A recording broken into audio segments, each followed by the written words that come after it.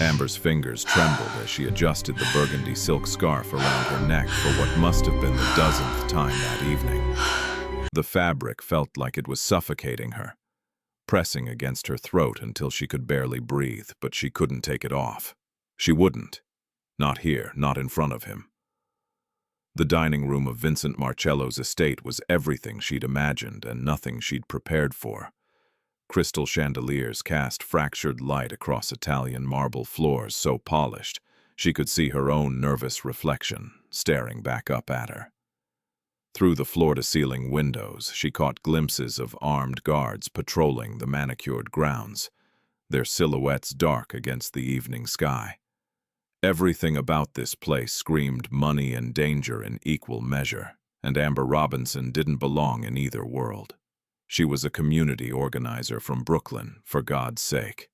The most dangerous thing in her life was supposed to be navigating budget meetings for the Brownstone Youth Center, not sitting across from a man whose name was whispered in the same breath as words like alleged and organized crime. At 32, she'd built a life around helping kids stay off the streets, giving them art supplies and homework help instead of letting them fall into the same traps that swallowed so many young people in her neighborhood. Her world was after-school programs and grant applications, not whatever this was. The invitation had arrived 3 weeks ago, delivered by a lawyer in a suit that probably cost more than her monthly rent. Mr. Marcello would like to discuss a substantial donation to your organization. Dinner at his estate, Friday at 7. The card had been embossed on heavy cream stock, formal and cryptic and utterly impossible to refuse. Her board members had practically pushed her out the door. Do you know how much good a donation from Vincent Marcello could do? Think of the kids, Amber. So here she sat, in a simple black dress she'd borrowed from her sister, because she owned nothing appropriate for a dinner with a crime boss, trying not to fidget with the scarf that hid secrets she'd sworn she'd take to her grave. Vincent Marcello was watching her from across the table with eyes the color of a winter storm, gray and calculating and missing absolutely nothing. He was younger than she'd expected, late 30s maybe, with dark hair swept back from a face that belonged on a Roman statue. Every movement was deliberate, controlled, from the way he held his wine glass to the slight tilt of his head when he studied her. He wore his tailored suit like armor, and when he spoke, his voice carried the weight of a man accustomed to being obeyed. "Tell me about your work, Miss Robinson," he said, setting down his fork with precise care. "What drives a woman like you to dedicate yourself to at-risk youth?" A woman like you. The phrase hung in the air between them. What did he mean by that? What did he know? "I grew up in that neighborhood," Amber answered, forcing her voice to remain steady. "I know what it's like when kids don't have safe spaces, positive role models. The center gives them alternatives." Her hand moved unconsciously to the scarf again, fingers touching the silk like a talisman. Vincent's jaw tightened almost imperceptibly. He'd noticed. Of course he'd noticed. Men like him made their fortunes by noticing things other people missed. "And your brother?" he asked, his tone carefully neutral. "Marcus, wasn't it? Did he inspire this work?" The wine glass nearly slipped from Amber's fingers. "How did he know about Marcus?" Her throat constricted, the scarf suddenly unbearably tight. Yes. Marcus believed in helping the community." "Believed," Vincent repeated, emphasizing the past tense. "Such a tragedy, what happened to him. A drug raid gone wrong, if I recall the news reports correctly." Amber's heart hammered against her ribs. This wasn't about a donation. This had never been about a donation. The realization crashed over her like ice water, and suddenly the opulent dining room felt less like luxury and more like a trap. "Mr. Marcello," she began, but he raised a hand, silencing her. "Vincent, please. We're going to be having a very important conversation, Amber. I think we can dispense with the formalities." He leaned back in his chair, his gaze never leaving her face. There are debts in this world that must be paid. Justice that's long overdue. Don't you agree? The words sent a chill down her spine. What was he saying? What did he want from her? I'm not sure I understand what this dinner is really about, Amber said, her voice barely above a whisper. Her hand moved to the scarf again, an automatic, protective gesture she couldn't seem to control. Vincent leaned forward, his elbows resting on the table, his storm-gray eyes locking onto her throat where the burgundy silk concealed everything she'd spent 2 years trying to forget. You've touched that scarf 17 times since we sat down, Ms. Robinson, he said, his voice quiet but intense. What are you hiding? The question hung in the air like a blade. Amber's breath caught, her heart racing so fast she thought it might burst from her chest. This dinner was never about her community center. This man knew something. He knew, and somehow impossibly, the real conversation was about to begin. You want to know what I'm hiding? Amber's voice came out sharper than she intended, defensive walls slamming into place. Maybe I'm just uncomfortable having dinner with a man whose business dealings make the evening news. Vincent's smile was cold. My business dealings. How diplomatic. He swirled the wine in his glass, watching the dark liquid catch the light. Tell me something, Amber. In your neighborhood, in the communities you serve, who do people fear more? Men like me or the boys in blue who are supposed to protect them? The question struck a nerve she'd been trying to ignore for 2 years. That's not fair. There are good officers who care, who actually serve their communities. Vincent's voice took on an edge she hadn't heard before, something raw and bitter. I've learned something in my years navigating this city's underbelly, Ms. Robinson. The most dangerous criminals often wear badges. At least with men like me. You know where you stand. We don't pretend to be heroes while we destroy lives. Not all officers are corrupt. The words burst out of Amber with more force than she intended, her voice cracking on the last syllable. She was on her feet before she realized she'd moved, backing away from the table. Her hand flew to the scarf, clutching it like a lifeline. Vincent stood slowly, his gray eyes tracking her movement with predatory focus. His expression had darkened into something dangerous and knowing. No, he said quietly. Then tell me why you're terrified right now. Tell me why you can't stop touching that scarf. Tell me why the mention of police corruption makes you look like you're about to bolt from this room. I don't. Amber's back hit the wall, trapped between Vincent's advancing presence and the ornate wainscoting. Her fingers tightened on the silk, her breathing shallow and rapid. I'm tired of games, Amber. Vincent stopped just within arm's reach, close enough that she could see the faint lines around his eyes, the tension in his jaw. I invited you here because I need the truth, and I think you need to tell it. His hand shot out, faster than she could react, gripping the edge of the burgundy scarf. Don't! The cry tore from her throat, desperate and raw, but it was too late. Vincent pulled the scarf away in one swift, decisive motion. The silk whispered against her skin as it fell, and time seemed to stop. The fabric pooled on the floor between them like spilled blood, and Amber stood frozen, exposed, every instinct screaming at her to cover herself, to hide, to run. The scars were impossible to miss, jagged lines carved across her throat and collarbone, some healed into pale, raised ridges, others still pink and angry against her dark skin. They formed a violent constellation, a map of brutality that someone had etched into her flesh with deliberate cruelty. The pattern spoke of torture, of someone taking their time, of a knife pressed just deep enough to hurt without killing. Vincent's expression transformed in an instant. The calculating crime boss disappeared, replaced by shock that bled into something darker. A cold, murderous rage that made the air around him feel charged with violence. He reached out, and Amber flinched, but his touch was impossibly gentle. His fingers traced the edge of the worst scar, the one that curved from her collarbone, up toward her jaw, as if trying to understand the story written in her skin. "Who?" His voice was barely above a whisper, each word deliberate and lethal.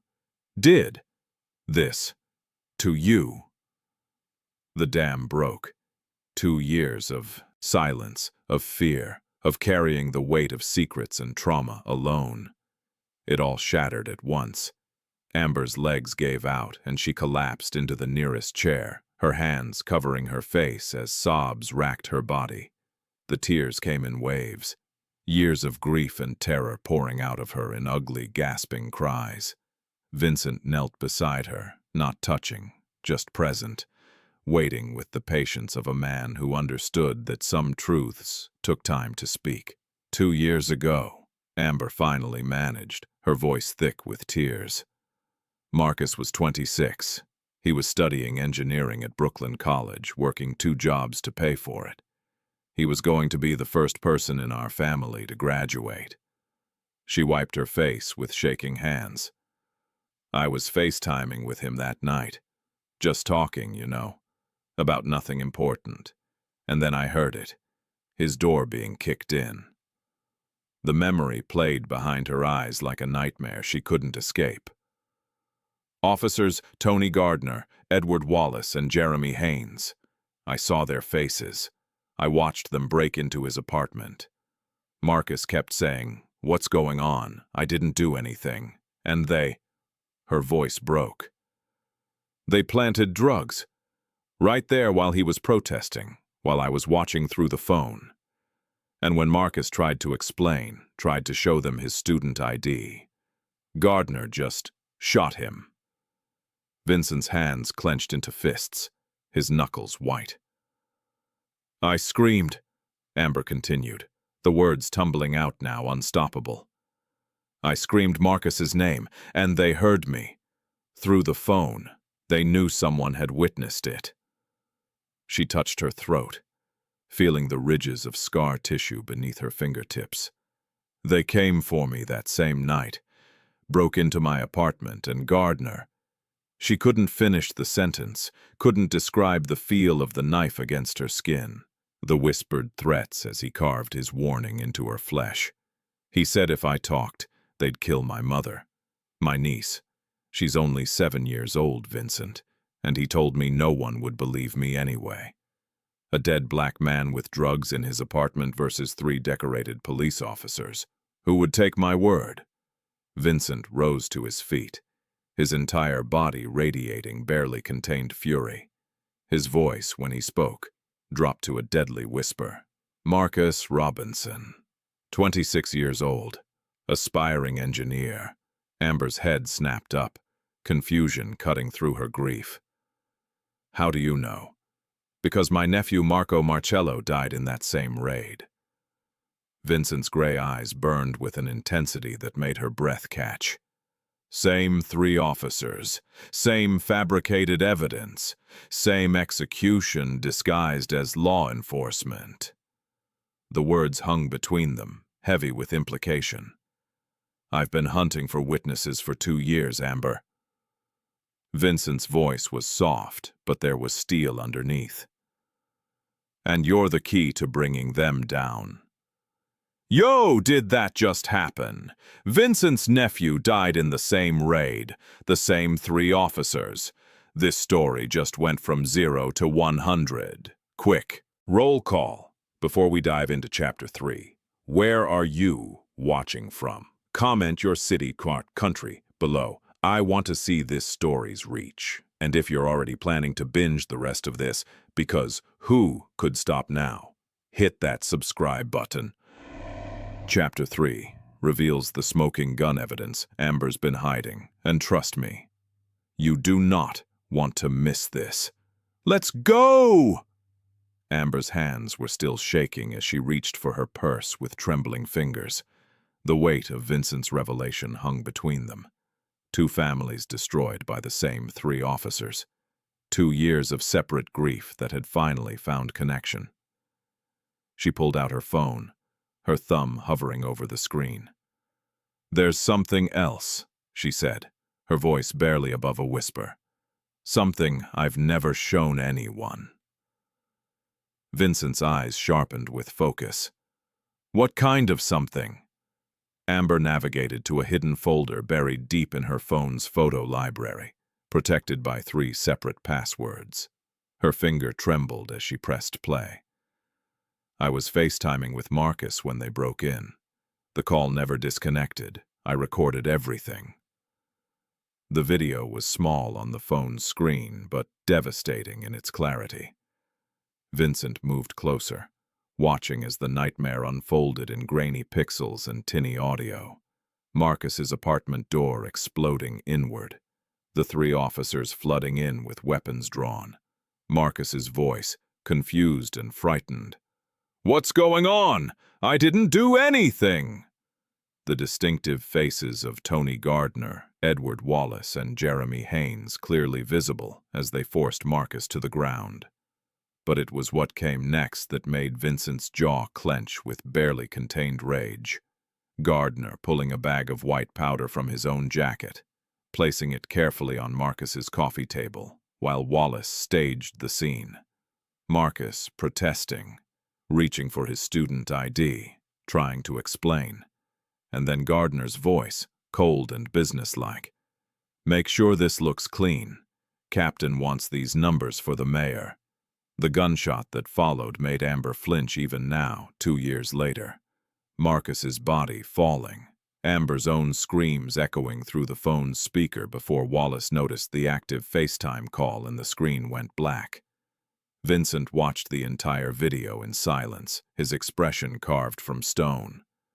When it ended, he was quiet for a long moment.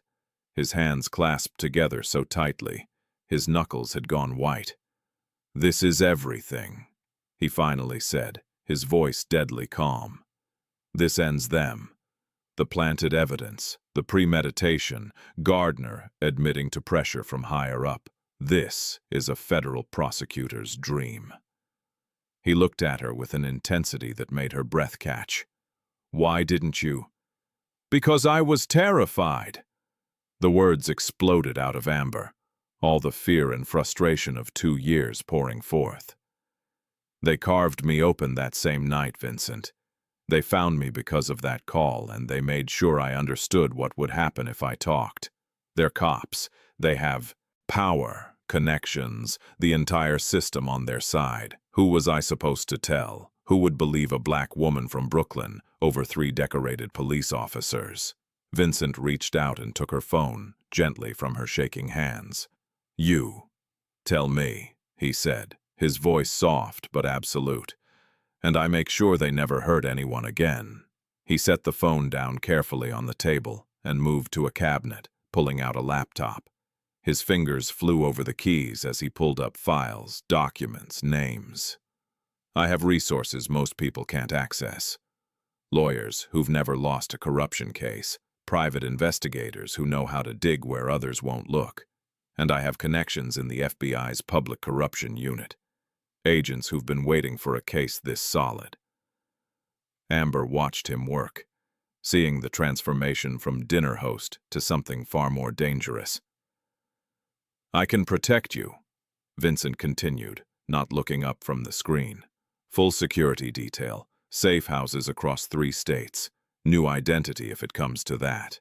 Everything you need to stay alive long enough to see justice done. And what do you want in return?" The question came out sharper than she intended, born of years of learning that nothing came without a price. "Men like you don't offer help for free, Vincent. What's this really going to cost me?" He stopped typing and looked at her, his gray eyes holding a pain she recognized. The same grief that had been eating her alive for 2 years. "I want justice for Marco," he said, his voice raw with honesty. He was 19 years old, my sister's only child, my blood, my responsibility. His hands clenched into fists. Marco was trying to go legitimate. He was studying business at community college, working at a bookstore, trying to distance himself from the family name. He wanted to be normal, Amber, just a regular kid with a regular life. Vincent's expression hardened. Those officers killed him to pad their arrest statistics for some political campaign. They planted drugs on a teenager working his way through college and executed him because his numbers looked good on a spreadsheet. They had no idea whose nephew he was, no idea what they'd started. He crossed to her, kneeling down so they were eye to eye. "Help me destroy these men, and you get justice for Marcus. We both get what we're owed. That's all I want, to make sure my nephew didn't die for nothing, to make sure your brother didn't die in vain." Amber saw herself reflected in Vincent's rage, in his grief, in his desperate need to make something right in a world that had taken everything. Two people from completely different worlds, united by the same corrupt officers who thought they were untouchable. Before she could respond, Vincent's phone buzzed sharply. He glanced at the screen, and his entire demeanor shifted, becoming alert and dangerous. He pressed the phone to his ear. "Talk to me." Amber couldn't hear the voice on the other end, but she watched Vincent's expression darken with each passing second. When he lowered the phone, his eyes met hers with grim certainty. "My investigator just discovered something," he said quietly. "Internal Affairs has been investigating the raid for the past 6 months. Detective Michael Brennan is the lead investigator." Hope flared in Amber's chest. "That's good, right? That means—" "Brennan and Gardner grew up together. They were best men at each other's weddings." Vincent's voice was flat. "Phone records show over 40 calls between Brennan and the 3 officers in the past month alone. The investigation is a cover-up, Amber. They're burying evidence, not collecting it."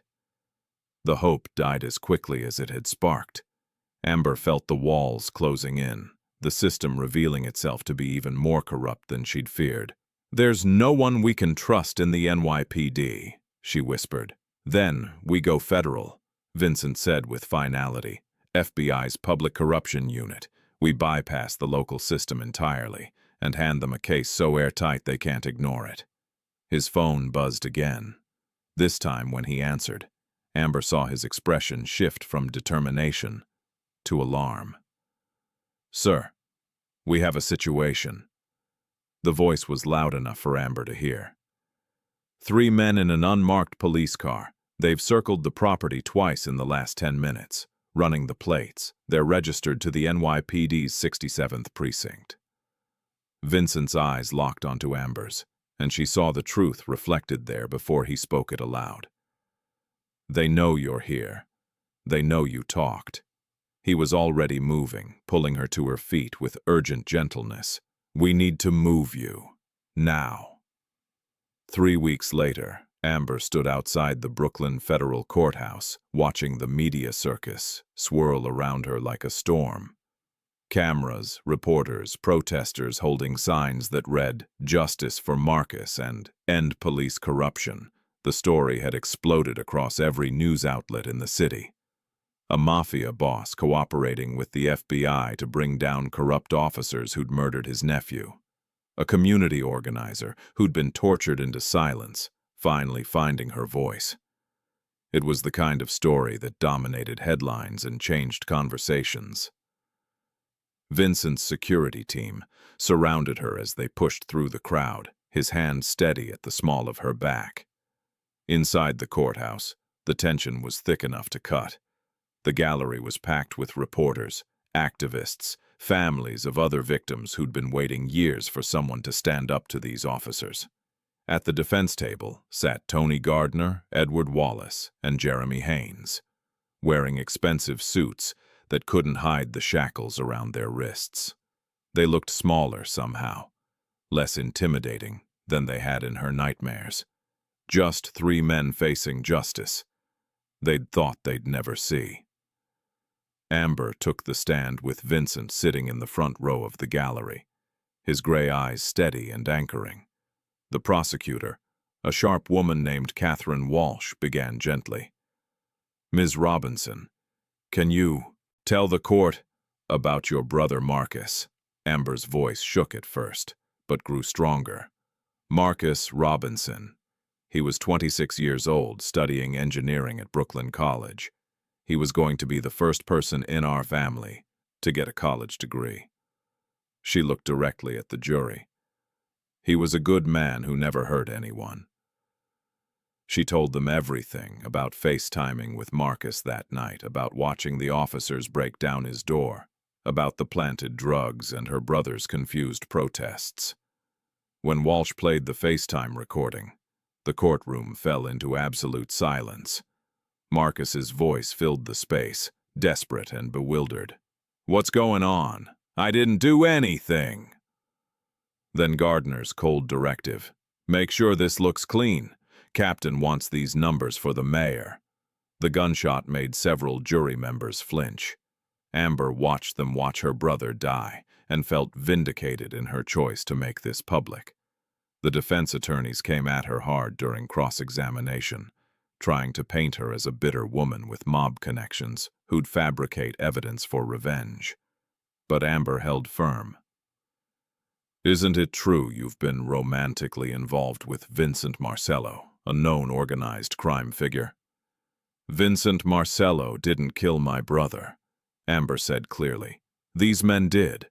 I watched them do it. And then they tortured me to keep me quiet." Walsh stood for redirect. "Ms. Robinson, would you be willing to show the jury the scars you testified about?" The courtroom went silent. Amber's hands trembled as she stood, removing her blazer and unbuttoning the collar of her blouse. The scars were visible, even from the back of the courtroom. Jagged lines carved across her throat and collarbone. A brutal map of violence meant to terrify and silence. "They did this to me," Amber said, her voice steady despite the tears streaming down her face. "They carved these into my skin and told me if I spoke, they'd kill my mother, my niece. But I won't be silent anymore. Not for them, not for anyone." Over the next 3 days, 2 other victims testified. A man named David Chen, who'd witnessed another fabricated arrest and been beaten so badly he'd lost hearing in one ear. A woman named Patricia Okoye, whom Gardner had sexually assaulted during a traffic stop, threatening her children if she reported him. Marco Marcello's autopsy report showed he'd been shot in the back, not reaching for a weapon as the officers claimed. Forensic experts testified that the drugs at both scenes showed identical handling markers, proving they'd come from the same police evidence locker. The jury deliberated for 6 hours. When they returned, the forewoman stood and read the verdict with a voice that didn't waver. "On the count of first-degree murder, we find the defendants guilty. On the count of conspiracy, guilty. On the count of civil rights violations, guilty. On the count of witness tampering, guilty. On the count of attempted murder, guilty." Amber felt Vincent's hand briefly touch hers as tears poured down her face. Not tears of grief this time, but of relief. Of justice finally served. 6 months later, she stood on the courthouse steps again for the sentencing. 25 years to life for each officer. No parole. The judge had been unequivocal in his condemnation. "You violated the public trust in the most egregious manner possible. You murdered innocent people and tortured witnesses to hide your crimes. This court shows you the same mercy you showed your victims. None." Outside, media had assembled again, but this time, Amber approached the microphone without fear, without a scarf. The scars on her throat were visible in the bright sunlight, and she didn't hide them. "My name is Amber Robinson," she said, her voice carrying over the crowd. 2 years ago, I watched my brother Marcus die, and I was tortured into silence by the men who murdered him. Today, I'm standing here free because I found the courage to speak up and because people like Vincent Marcello and Agent Rebecca Torres gave me the protection I needed to seek justice." She paused, gathering herself. "Today, I'm announcing the creation of the Marcus Robinson Foundation. Dedicated to supporting victims of police violence and corruption, we'll provide legal resources, protection, and advocacy for people who've been failed by the system that's supposed to protect them." Vincent stepped forward, standing beside her in a gesture that spoke volumes about how far they'd both come. "My nephew Marco Marcello wanted to change his life, to be something better than his family name," he said. "This foundation is his legacy, and Marcus's legacy. I'm pledging my resources and connections to ensure that other families don't suffer what ours did." A reporter called out, "Are you two together, in a relationship?" Vincent looked at Amber, something soft and genuine in his expression. "Ms. Robinson and I are partners in every sense of the word." Amber met his eyes, and in front of the cameras and the crowd, she spoke the truth they'd both discovered. "You gave me justice when the system failed. You gave me redemption when I thought I was beyond saving," Vincent replied. Together, they said, "We gave each other everything." 1 year later, the Marcus Robinson Foundation held its first annual gala. Amber stood in an elegant dress, no scarf, her scars visible and worn without shame, watching the crowd of survivors, advocates, lawyers, and activists who'd become part of their mission. They'd helped 47 victims of police violence, secured 12 convictions, and changed the conversation about accountability in law enforcement. Vincent found her in a quiet corner, pulling her close. 47 people, he murmured. "That's 47 families who got justice because of you." Amber looked up at him, this dangerous man who'd chosen to use his power for good. "I never thought I'd feel safe again," she said softly. "Happy again. I never thought I'd use my power for something that mattered," Vincent replied. "But here we are." They stood together, watching the people they'd helped, the lives they'd changed. Amber's hand moved unconsciously to her throat, an old habit, but found only bare skin. The scars were still there, and they always would be. But they no longer defined her. She was free, and she'd flown.